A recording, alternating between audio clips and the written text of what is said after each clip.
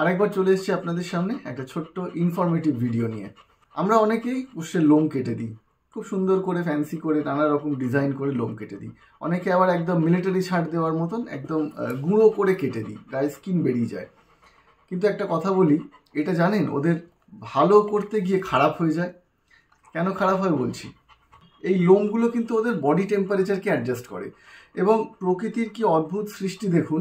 ভগবান কিন্তু সেইভাবেই তৈরি করে এদেরকে পাঠিয়েছে যে গরমকালে লোম ঝরবে, ঝরে পাতলা লোম বেরোবে যাতে ওদের এয়ার সার্কুলেশন স্কিনের মধ্যে হয়। আবার শীতকালে দেখবেন নতুন লোম গজিয়ে ভরাট হয়ে যাবে যাতে ঠান্ডা না লাগে। এইভাবেই কিন্তু প্রকৃতি ওদের বডি টেম্পারেচার অ্যাডজাস্ট করে। এবারে আমরা অনেকে দেখি একেবারে গুঁড়ো গুঁড়ো করে লোম কেটে দেওয়া, একেবারে স্কিন বার করে দেওয়া, এরকম করেন এটা ভেবেই যে ওদের গরম লাগছে, কিন্তু সেটা একেবারেই ভুল এবং ওদের এর জন্য কিন্তু বেশ কষ্ট হয়।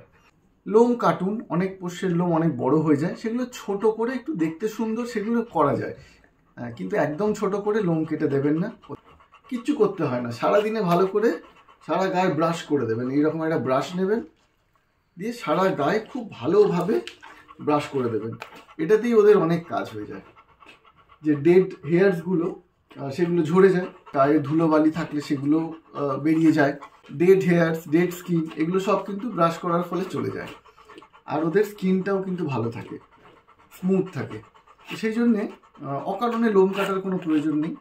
পারলে রোজ দুবেলা এরকম একটা ব্রাশ নিয়ে সারা গায়ে ব্রাশ করে দিন। আর এখনও যদি সাবস্ক্রাইব না করে থাকেন আমাদের ইউটিউব চ্যানেলটা সাবস্ক্রাইব করে দেবেন। এরকম অনেক ইনফরমেটিভ ভিডিও ওই চ্যানেলটার মধ্যে পাবেন।